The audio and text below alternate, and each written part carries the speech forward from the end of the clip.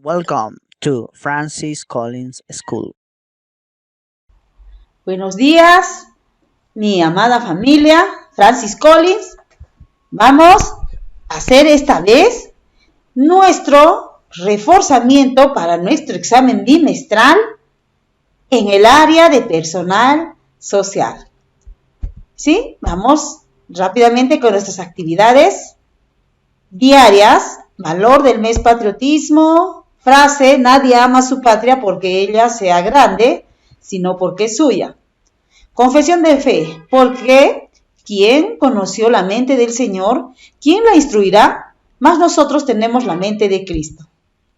Primera de Corintios 2:16. Muy bien, mis amados campeones. ¿Sí? Vamos a empezar. Nosotros en el anterior bimestre hemos trabajado el examen hasta el tema, ¿sí?, de la última unidad, que era la unidad 2, en las costumbres familiares. Vamos a hacer ahora, ¿sí? Vamos a hacer ahora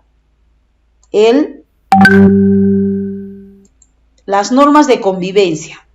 Nosotros hemos hecho las normas de convivencia en el aula. En este caso, en esta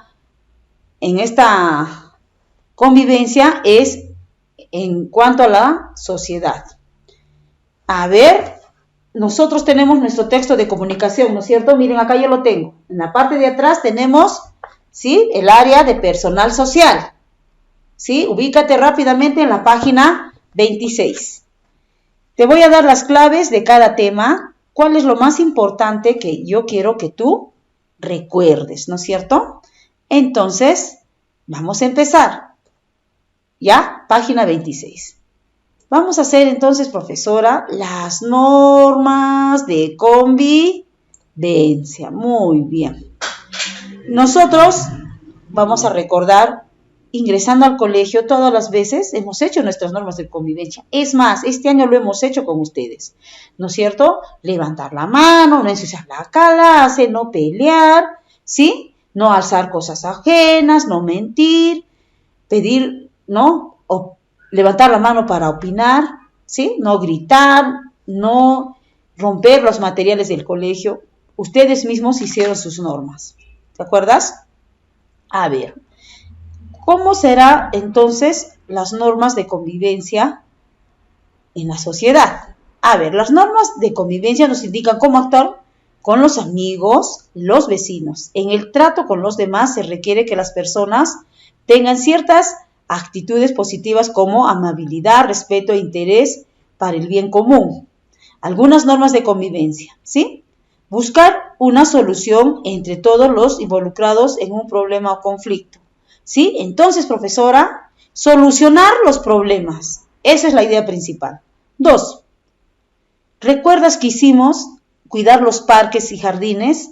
Si tú llevas tu perrito y ensucia o rasca, ¿qué tienes que hacer? Tienes que limpiar, ¿no es cierto? Porque puede pasar otro niño, no fijarse y puede pisar el sucio, ¿sí?, que ha dejado el perrito. También evitar producir ruidos molestos, ¿recuerdas? De repente hay bebés o niños mayores de edad y pueden ser perturbados por ese sonido. ¿Sí? Brindar ayuda cuando una persona lo solicite, ser solidarios. Demostrar amabilidad y cortesía saludando o agradeciendo. Entonces, esto es las normas de convivencia en mi comunidad, ¿sí? Evitar problemas, o sea, resolver conflictos, ¿sí? No debemos descuidar nuestros jardines y parques, evitar ruidos molestos, sobre todo eso. Y también ser solidarios, aún en estos tiempos de crisis, ser solidarios con los vecinos. Vamos ahora a la página 27, ¿sí? Nosotros ya sabemos qué es la comunidad y en nuestra comunidad tenemos instituciones, ¿no es cierto? A ver, en toda comunidad, sí, existen instituciones que proveen el bienestar. Estas dirigen dirigidas por un conjunto de personas llamadas autoridades. Muy bien, nosotros hemos recordado que tenemos, ¿sí? Hemos visto que tenemos nosotros personas encargadas de ciertas instituciones públicas. Tenemos lo más importante, nada más, ¿no?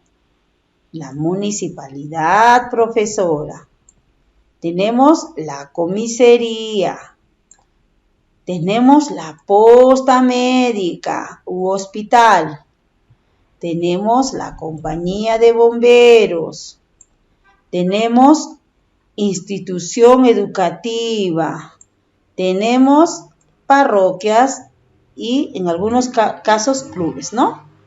Entonces, puntos importantes de este tema.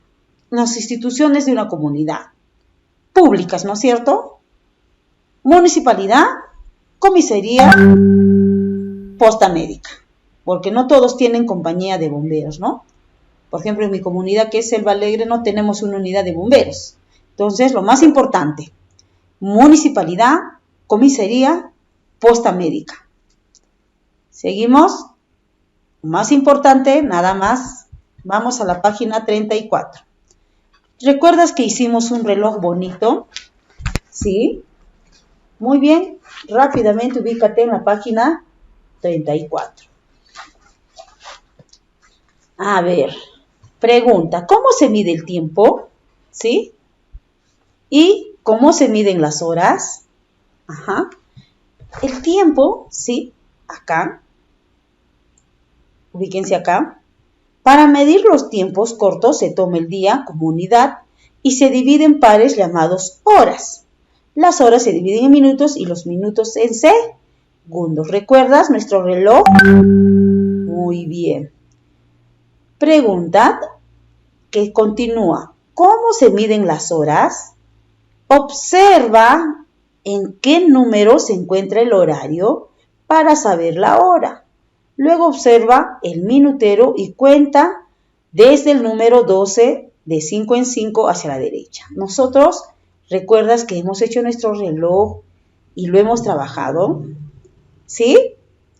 Muy bien, entonces tu pregunta sería, ¿sí? ¿Cuánto está marcando este reloj o este? ¿Sí? Sabemos que la aguja corta es el horario, ¿sí? Y la aguja delgada y larga, ¿sí? Son los minutos. Acá sería las 12 horas y 15 minutos, ¿no es cierto? Muy bien. Entonces tú debes tener guardado tu reloj y practica la hora. Solo un ejemplo. ¿Correcto? Muy bien, vamos ahora a la página 35. Al pasar los días. Nosotros hicimos, ¿sí? La semana, ¿sí? Hicimos el mes, ajá, y hicimos que es el año. ¿Recuerdas?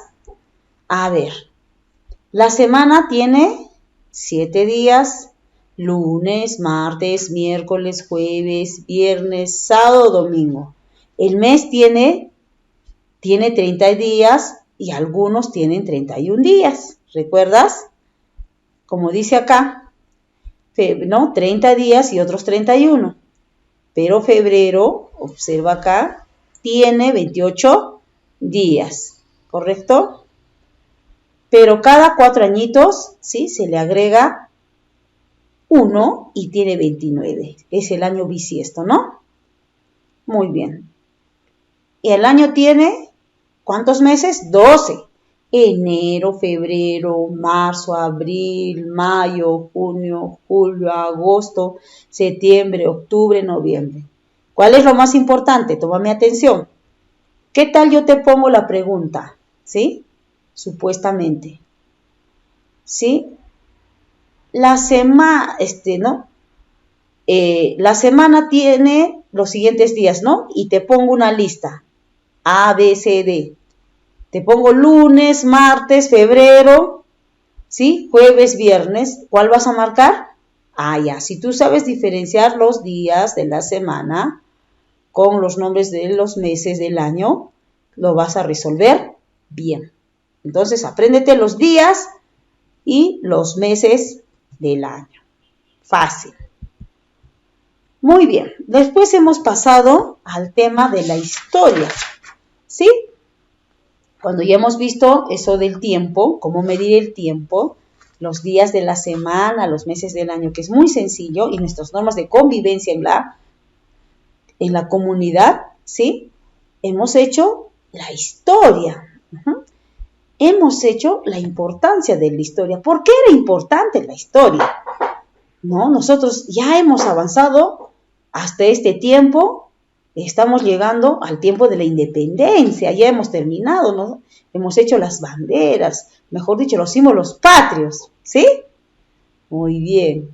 Entonces, profesora, la historia es muy importante porque gracias a ella conocemos nuestro antepasado, sabemos cómo fueron, ¿sí?, los pobladores en nuestro Perú hace miles de años atrás, y la historia nos permite, ¿sí?, conocer esos hechos importantes que ocurrieron muchos años atrás. Entonces, la importancia de la historia, ¿sí?, es que conocemos nuestro antepasado. ¿Qué más? A ver, en la historia de nuestro Perú, muchos hombres y mujeres también tuvieron que tomar decisiones, ¿sí? Entonces, la otra importancia es, sabemos si las decisiones de nuestros antepasados, acá falta, fueron importantes, ¿no? O mejor, sabemos si las decisiones de nuestros antepasados fueron importantes.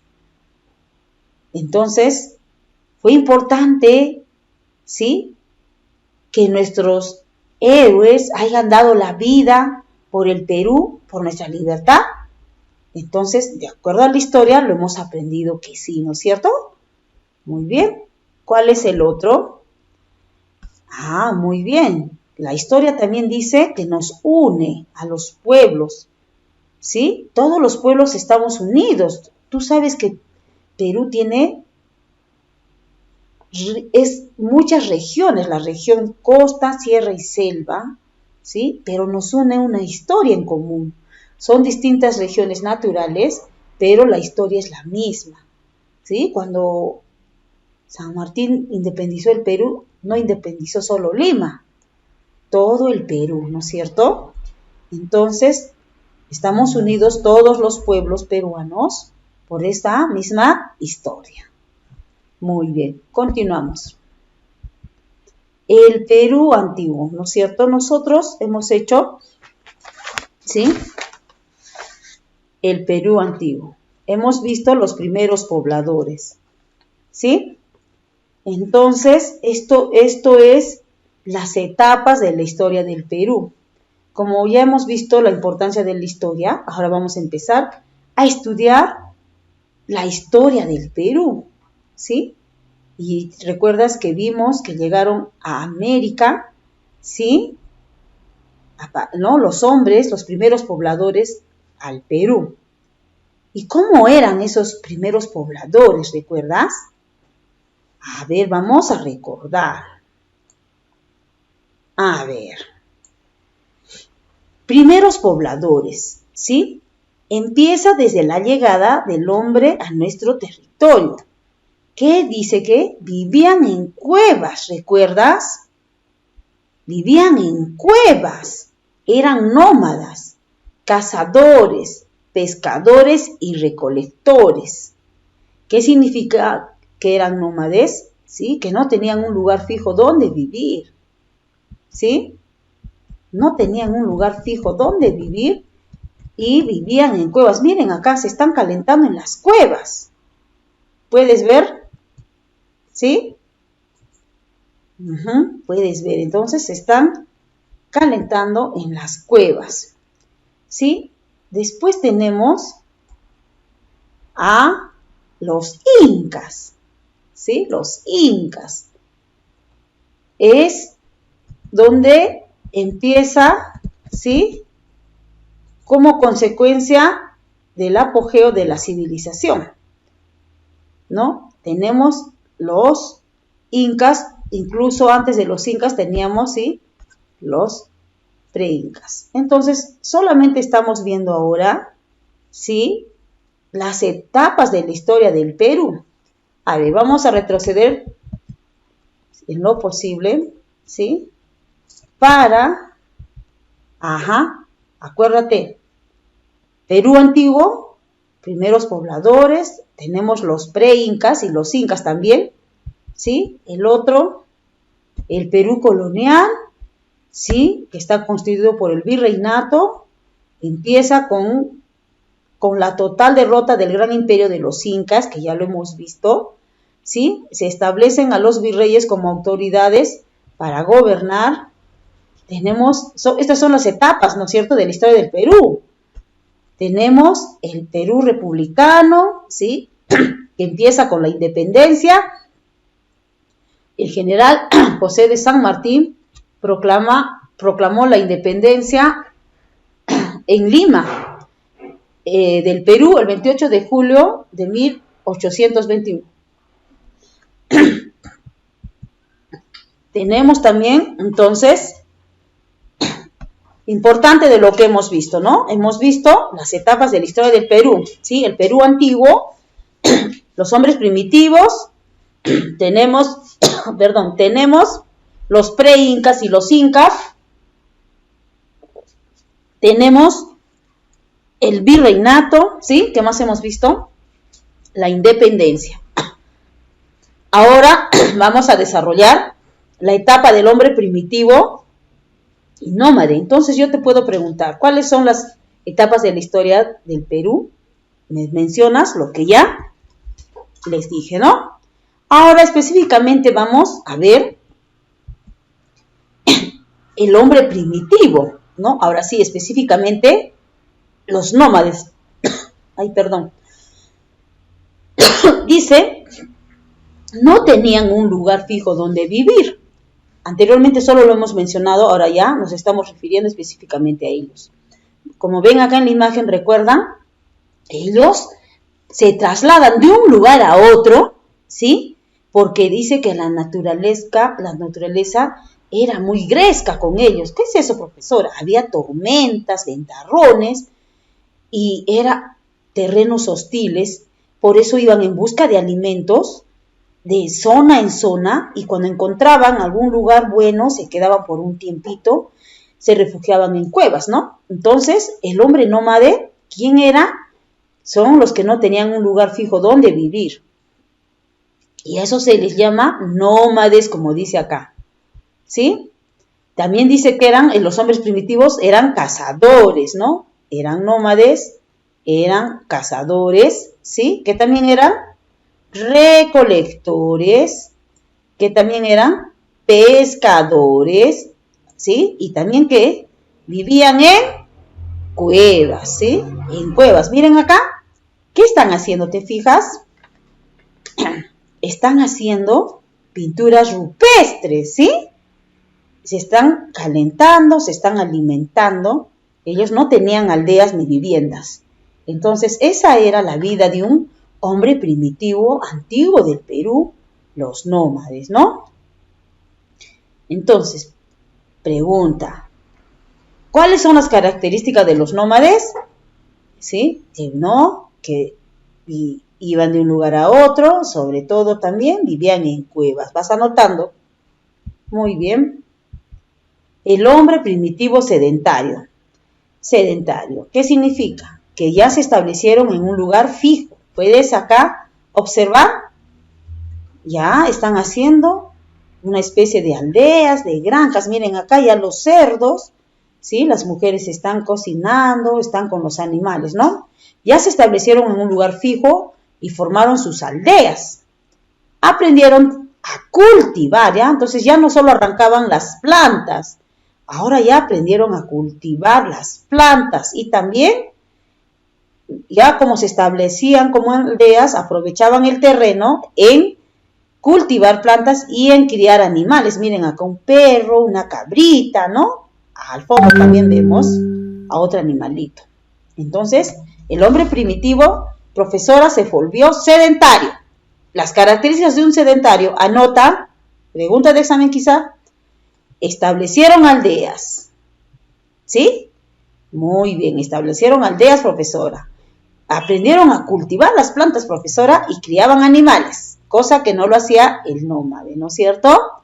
Muy bien, continuamos. Luego, ¿sí? Del hombre primitivo, nómade, sedentario, vienen las culturas pre-incas, ¿sí? Las vamos simplemente a mencionar. Ya sabemos que entonces los primitivos se convirtieron en sedentarios y comenzaron a hacer pequeñas urbanizaciones, aldeas, como lo podamos decir, conjuntos de población, ¿sí? A establecer ciertas, ¿sí? Ciudades. Miren acá, tremenda ciudad de Caral, ¿sí? La ciudad de Caral fue declarada, ¿sí? La cultura más antigua del Perú, con una antigüedad de 5.000 años. Es más, hay historiadores que dicen que ella posiblemente haya sido la madre de todas las culturas de América, imagínate. Entonces, leemos acá, considerada la más antigua de América, la cultura Caral. Este último se encuentra en el valle del río Supe, provincia de Barranca, ¿sí? A 185 kilómetros al norte de Lima, en la capital del Perú. Muy bien, solamente estamos mencionando las culturas pre-incas. Tenemos también la cultura chavín, ¿sí? La cultura chavín. La cultura chavín tuvo su origen en el templo denominado Chavín de Huántar, en el departamento de Ancash, a 300 kilómetros al norte de la ciudad de Lima, ¿sí? Miren, quiero que observen acá. Esta es una característica, ¿sí? De esta cultura, sus cabezas clavas. Es muy recordada, resaltada. Las cabezas clavas caracterizan a esta cultura. Entonces, estamos viendo culturas pre-incas. Muy bien, continuamos, ¿sí? Continuamos. Recuerden que estamos dando los puntos importantes, ¿no? Seguimos en las culturas pre-incas. Tenemos la cultura Nazca. ¿Se acuerdan de las líneas de Nazca? Ajá. Este es el colibrí. A ver. Cultura Nazca fue una civilización pre-inca que llegó a existir en Nazca y los valles de sus alrededores entre el siglo I y el siglo VI, al sur del Perú, exactamente en el departamento de Ica. Otra cultura pre-inca tenemos, ¿sí? A Paracas, ¿sí? Paracas se caracteriza por sus hermosos mantos, ¿no?